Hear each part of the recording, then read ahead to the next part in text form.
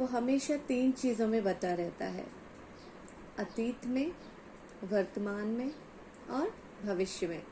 बस यहीं पर मनुष्य उलझा हुआ रहता है। कभी अतीत की बातों को सोचकर परेशान रहता है, वर्तमान को वेस्ट कर देता है, और कभी जो उसे वर्तमान में करना चाहिए वहाँ पर वो सही नहीं करता, तो वर्तमान भी वेस्ट हो जाता है। और वर्तमान में जब हमें भविष्य का निर्माण कर सकते हैं, लेकिन हम भविष्य के लिए सही डिसीजंस नहीं ले पाते हैं, सही निर्णय नहीं ले पाते हैं, और हमारा भविष्य भी खराब हो जाता है। तो यहाँ पर मनुष्य जब 3 भागों में बटा हुआ है, अतीत, वर्तमान और भविष्य, तो इसके लिए हमें बहुत सही तरीके से ज्ञान के साथ, बुद्धि के साथ हमें सोच समझ कर कार्य करना होगा। क्योंकि अगर हम वर्तमान में हैं तो हम पीछे जाकर अपने अतीत को ठीक नहीं कर सकते, लेकिन अतीत में यानी पास्ट में जो कुछ हमने किया है उससे हम सबक ले सकते हैं कि मैंने उसमें कैसे निर्णय लिए थे, मैंने अतीत में कैसे निर्णय लिए थे, और मेरा उसकी वजह से मेरा वर्तमान इफेक्ट हो गया है। और जब मेरा वर्तमान प्रभावित है तो मैं भविष्य के लिए भी कुछ नहीं कर पा रहा हूँ। लेकिन हम एक चीज कर सकते हैं कि वर्तमान में हम अपने भविष्य के लिए, है ना, कुछ निर्माण कर सकते हैं। जो चीज हमने अतीत में नहीं करी उसको हम वर्तमान में रहकर भविष्य में उसका निर्माण कर सकते हैं। ठीक है, तो यहाँ पर मैं ये कहना चाहूंगी, जो लोग अतीत के पन्ने बार बार पढ़ते रहते हैं, है ना, वे कभी जिंदगी की नई कहानियां नहीं लिख सकते। जिंदगी में कुछ नया करना हो, अपनी स्टोरी बदलनी हो, अपनी कहानी बदलनी हो, जो हमारी पुरानी कहानी थी, जो हमारी पुरानी बातें थी, जो हमारा पुराना स्वभाव था, उसमें हो सकता है कि कुछ अच्छा नहीं हो, कुछ कमजोरियां हो, कुछ बुराइयां हो, लेकिन अगर हम उसी में पड़े रहे तो हम अपनी नई कहानी कब लिखेंगे, नई कहानी कब शुरू करेंगे, है ना। हमारी जिंदगी इसलिए थोड़ी ना है कि हम पुरानी बातों में उलझे रहे और उसी का डिस्कशन करते रहे कि मैं तो ऐसा था। कई लोग हैं जो अपने अतीत की डींगे मारते रहते हैं, बड़ाई करते रहते हैं।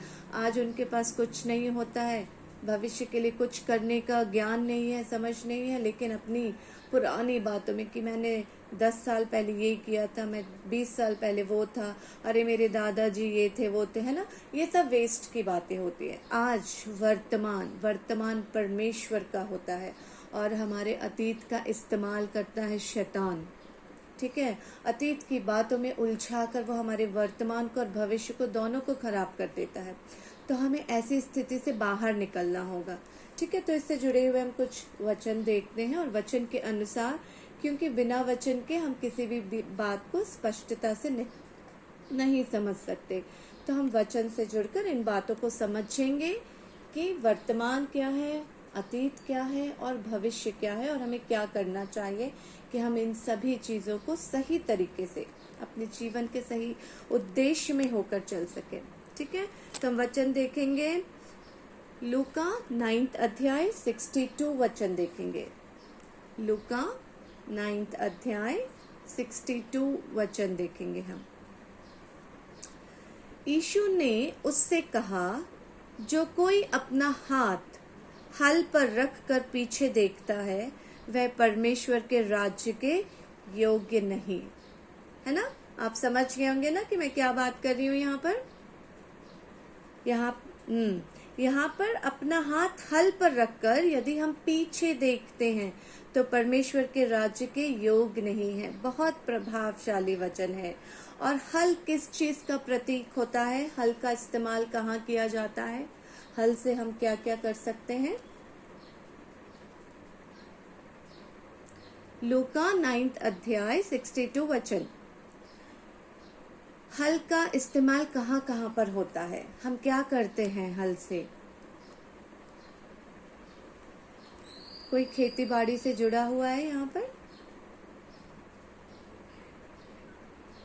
या यहाँ पर है ना, हल सबसे जो उसका मेन पर्पस होता है, जो मुख्य उद्देश्य होता है हल का, वो जमीन को जोतने के लिए होता है ना। मेन पर्पस, जो मेन कॉज है उसका, हल जमीन को जोतता है। क्यों जोतता है, ताकि जोतने पर जो कठोर सी जमीन हो गई है ना, उसको जोत कर ऐसा बनाया जाए कि उसके अंदर हम खेती कर सके, है ना। जब जोता जाता है तो जो जमीन एक मतलब प्लेन सी जमीन थी, उसको जोत कर जमीन को, मिट्टी को उभारा जाता है, ताकि जब हम उसमें पानी दें तो वो नरम की जाए, और उसके अंदर जब बीज डाला जाए तो बीज जो है उस मिट्टी के अंदर समाया जाए, तब वो अंकुरित होता है, तब वो फलवंत होता है, तब एक बीज में से पौधा निकलता है ना, अंकुरित होता है, फिर पौधा बनता है, फिर पेड़ बनता है, फिर फलदायी होता है। इतना सारा प्रोसेस है,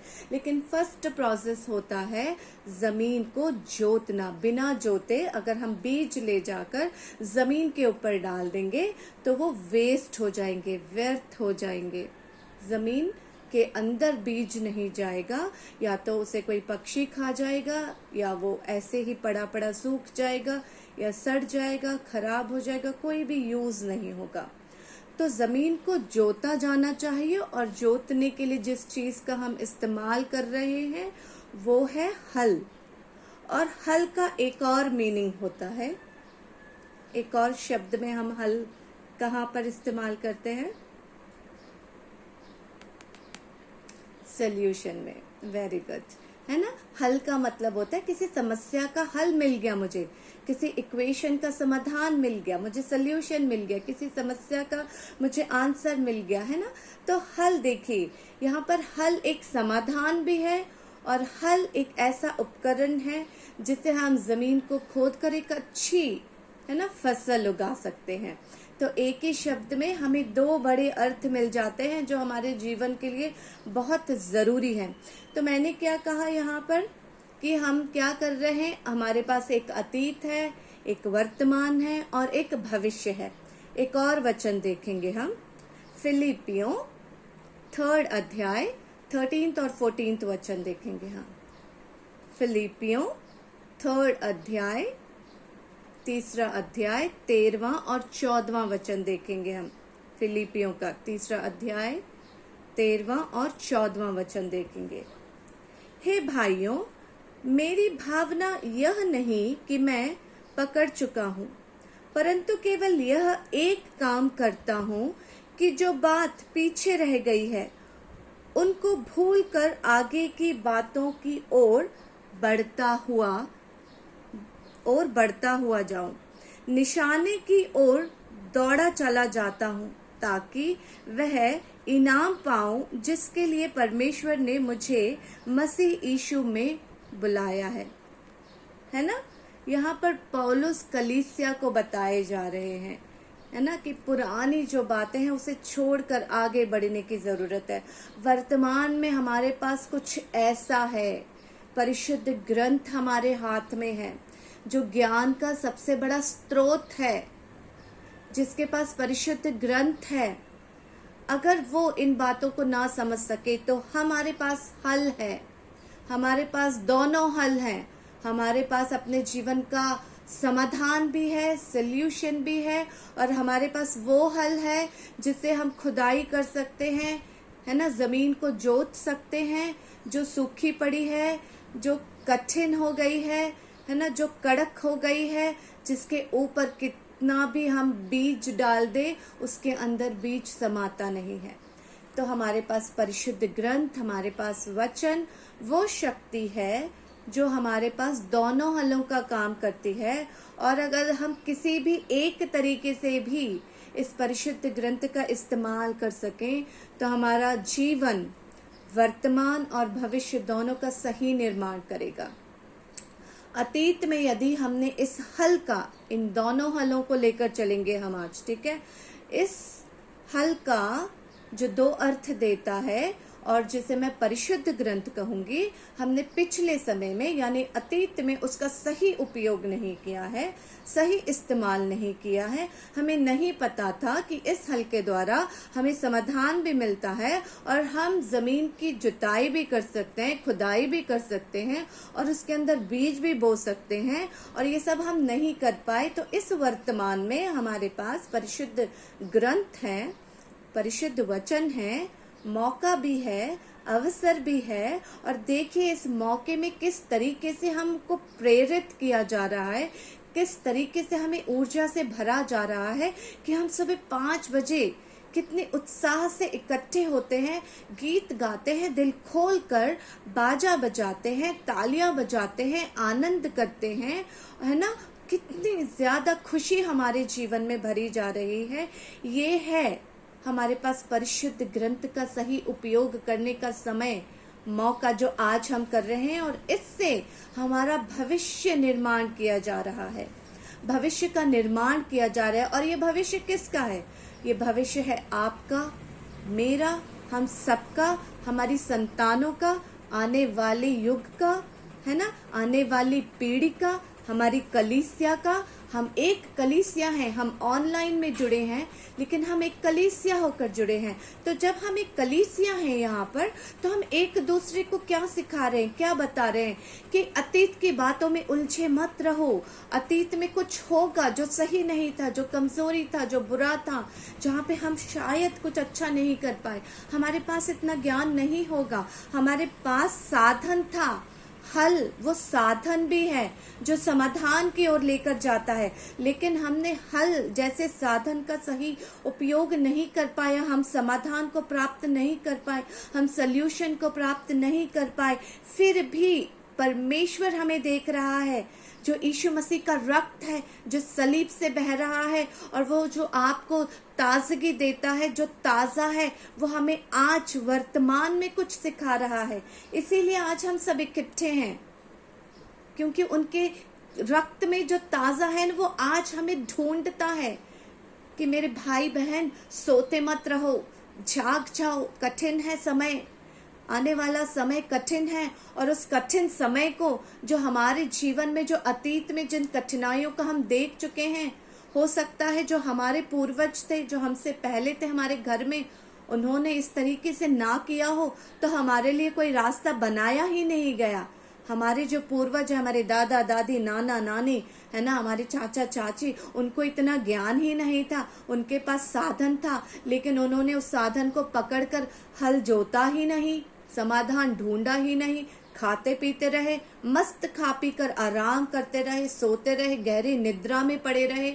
लेकिन आज यीशु मसीह का वो जो सलीब का रक्त है, उनका जो त्याग है, जो बलिदान है, जो आपको पुकारता है, जो आपको ढूंढता है कि मेरे बच्चों तुम सोते ना रहो, क्योंकि आने वाले समय में जो निद्रा में पड़े रहेंगे उनके लिए परमेश्वर के राज्य के योग्य ही नहीं है, वो उनके राज्य में उनके लिए स्थान ही नहीं है। यहाँ पे प्रेरित पौलुस अपनी कलीसिया को सिखा रहे हैं कि अतीत की बातों को छोड़ो और अपनी दौड़ किस ओर लगानी है, निशाने की ओर दौड़ लगाओ। और हम मसीहियों के लिए क्या निशाना है? सलीब, क्रूस, जिस पर होकर यीशु मसीह ने हमारे लिए रक्त बहाया, घाव खाए, चोट खाई, आपकी भलाई के लिए, मेरी भलाई के लिए। अगर हम उस निशाने की ओर नहीं दौड़ेंगे, उस निशाने को नहीं समझेंगे, है ना, वो हमारा गोल है। यहाँ निशाने के मतलब है गोल है हमारा, वही संकल्प होना चाहिए, वही हमारे जीवन का उद्देश्य होना चाहिए। यदि हम मसीह भाई बहनों के जीवन में कोई उद्देश्य नहीं है तो हम बिल्कुल खाली पात्र की तरह हैं, हमारा समय व्यर्थ हो रहा है। जैसा हमारा अतीत में समय व्यर्थ हो गया था, वैसा ही हम वर्तमान को भी व्यर्थ कर रहे हैं, और फिर हमारा जो भविष्य है वो भी खाली ही रहेगा। हम उसके लिए भी कुछ उपजा नहीं पा रहे हैं, कोई अच्छी खेती नहीं हो पा रही है, क्योंकि हम ये समझ रहे हैं कि जिस बीज को हमने जमीन पर फेंक दिया है, कल भविष्य में वो अच्छा फल लेकर आएगा। तो नहीं, क्योंकि हमने खेत को जोता ही नहीं है। हल है हमारे पास, साधन की तरह दोनों हल है हमारे पास, लेकिन हमने उसका सही उपयोग नहीं किया, मेहनत नहीं की, है ना। हल जोतने के लिए, जमीन को जोतने के लिए बहुत ताकत चाहिए, बहुत शक्ति चाहिए। कड़ी धूप में एक किसान है ना, भरी धूप में वो जमीन को जोतता है कि वो जो जमीन बंजर पड़ी हुई है, कठोर हो चुकी है, सूख गई है, उसे थोड़ा उभारा जाए, थोड़ा मिट्टी को बाहर निकाला जाए। जो अंदर दबी पड़ी मिट्टी है, जो फलदाई है लेकिन ऊपर की सतह जो सूख गई है, उसको थोड़ा सा उभारा जाए, खुरेदा जाए, है ना। तो हल के द्वारा उसे खोदा जाता है ताकि अंदर की उपजाऊ जमीन को हम बाहर ला सकें। और जब उसमें बीज बोया जाता है तब अच्छी फसल होती है, तब हमारे पेट भरने के लिए एक अच्छा अनाज उगता है। वो अनाज को उगना जरूरी है। कैसे उगाएंगे हम बिना जमीन को खोदे? हम अपने साधनों को वेस्ट कर रहे हैं। तो जो अतीत में हो चुका है, प्रेरित पौलुस बहुत समझदारी से कलीसिया को कितने अच्छे एग्जाम्पल्स के साथ समझा रहे हैं। जो अतीत में हुआ सो हो गया, लेकिन हमारे पास मौका है, वर्तमान और भविष्य। यही वर्तमान आगे चलकर अतीत बन जाएगा। आज का समय जब गुजर जाएगा तो ये हमारा अतीत हो जाएगा। लेकिन आज हमारे पास ये जो आज कहलाते हैं 24 घंटे होते हैं ये, और इन 24 घंटों का अगर हम सही इस्तेमाल करेंगे तो हम अच्छे भविष्य का निर्माण करेंगे। जो कल 24 घंटे आने वाले हैं उसके लिए हम कुछ अच्छी तैयारी कर रहे हैं। तो 24 घंटे कोई कम नहीं होते, क्योंकि वचन क्या कहता है? एक दिन 1000 दिन के बराबर है ना। तो हमारा ये 24 घंटा कितना मूल्यवान है, कितना कीमती है, सोचिए, है ना। तो ये जो हमारा आज है, ये वर्तमान है। ऐसे हमने जो अतीत को व्यर्थ कर दिया है, वेस्ट कर दिया है, हम निशाने की ओर नहीं दौड़े। और वो जब निशाने की ओर हम दौड़ेंगे तो हमारे लिए इनाम रखा हुआ है। वह इनाम पाऊं जिसके लिए परमेश्वर ने मुझे मसीह यीशु में ऊपर बुलाया है। ऊपर बुलाने का मतलब ये नहीं है कि हम स्वर्ग, आसमान या आकाश या किसी ऐसी अनजानी सी बात करें। ऊपर मतलब अपने उस गिरे हुए स्वभाव से ऊपर उठाए जाएं। सही बात है कि नहीं बात है? समझ में आ रही है आपको मेरी बात? मैं जल्दी जल्दी बोल रही हूँ, मेरी आवाज क्लियर है ना। मुझे बड़ी खुशी हो रही है ये सब बोलते हुए, जी, है ना। ये जो ऊपर बुलाया हुआ शब्द है, ये किसी स्वर्ग के बारे में हम बात नहीं कर रहे हैं। ये हमारे स्वभाव के बारे में। हमारा स्वभाव गिरा हुआ है, हम गिरे हुए स्वभाव के हैं, अच्छी बातें नहीं सोच सकते, है ना। हम गलत स्वभाव से हैं। जो हमारा अतीत है उसमें गलत स्वभाव था हमारा, तो उस अतीत को छोड़ो, उस बुरे स्वभाव को छोड़ो, उस गलतियों को छोड़ो जहाँ पे तुम्हारे पास ज्ञान नहीं था, समझ नहीं थी, बुद्धि नहीं थी, अज्ञानता थी, मूर्खता थी, चुगली थी, चोरी थी, है ना, बुराइयां थी, कमजोरियां थी, आलस था। ये सब कुछ छोड़ो, वो अतीत है। लेकिन मौका, खास बात ये है, आज हमें खुश होने की बात ये है कि हमारे पास मौका है, हमारे पास आज है। आज जो 24 घंटे हैं, इन 24 घंटों को ही हम आज कहते हैं। 24 घंटे के बाद 1 सेकंड भी गुजर जाएगा तो हम अतीत कहलाएंगे, है ना। ये 24 घंटे पास्ट हो जाएगा हमारा। लेकिन ये जो 24 घंटे हैं, ये हमारे पास बहुत कीमती समय है। इसमें हम अपने आप को अतीत की बुराइयों से, गलतियों से, है ना, बाहर खींच कर निकाल के आएंगे। फोर्स देना होगा हमें, और ये फोर्स है यीशु मसीह का रक्त, यीशु मसीह का शरीर, जो तुम्हें ताकत देता है कि वो फोर्स पूरी ताकत से तुम्हें आगे बढ़ाने की कोशिश करते हैं।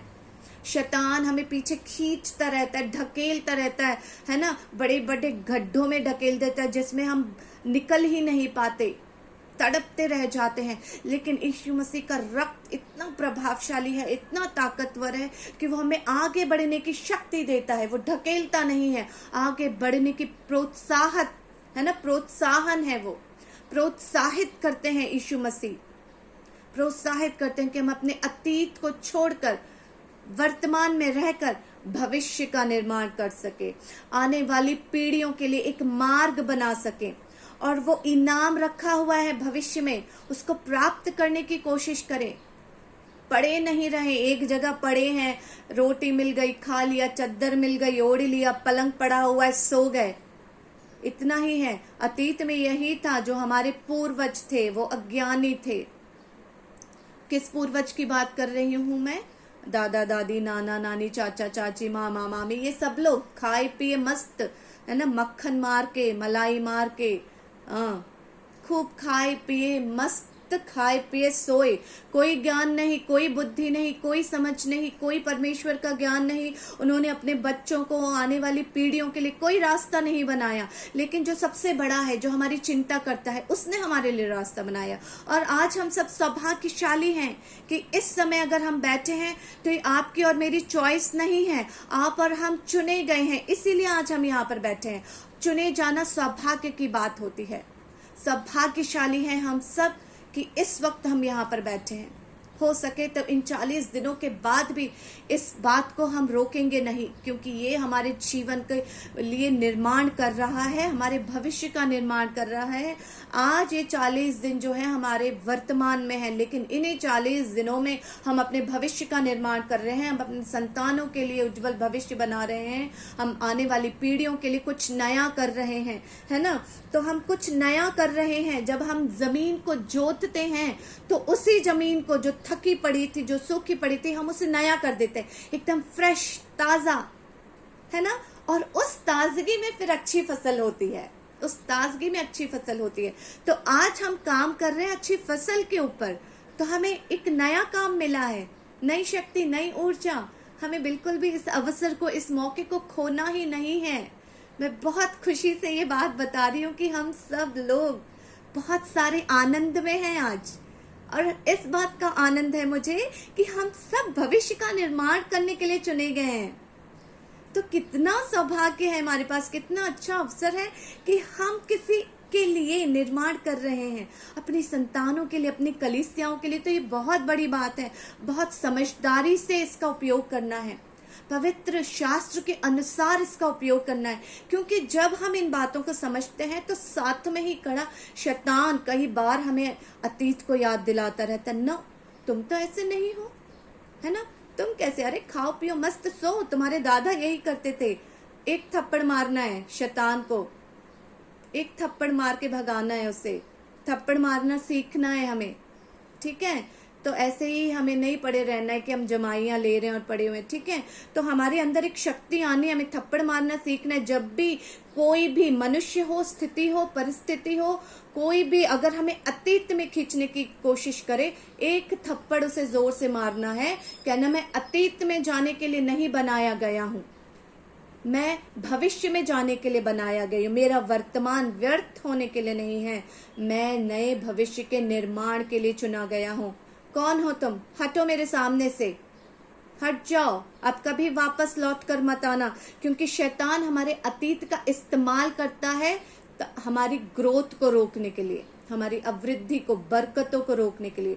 तो कभी भी मेरे प्रिय भाई बहनों, आप लोग कभी भी अतीत के बारे में मत सोचो। अतीत कितना ही बुरा क्यों ना रहा हो, कितना ही सड़ा हुआ क्यों ना रहा हो, कितनी ही कमजोरियां क्यों ना रहा हो, सौभाग्य की बात यह है कि आज हमारे पास वर्तमान है और हम मूर्ख नहीं हैं, हम समझदार हैं। इसीलिए हम अपने वर्तमान का सही उपयोग करेंगे ताकि हम भविष्य का निर्माण कर सके, अपने लिए, एक दूसरे के लिए, कलीसिया के लिए, अपने घराने के लिए, आने वाली पीढ़ियों के लिए, अपनी संतानों के लिए। जो हम प्रॉपर्टी देने जा रहे हैं ना, वो ये है, कागजों पे लिखी जमीन और जायदाद नहीं है।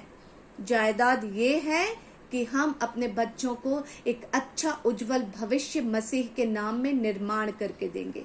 जय मसीह की। आप सबका धन्यवाद करती हूँ आज की उपस्थिति के लिए। परमेश्वर का धन्यवाद करती हूँ कि आज उन्होंने उत्साह और ऊर्जा से भरकर एक अच्छे वचन को हमारे बीच में रखा।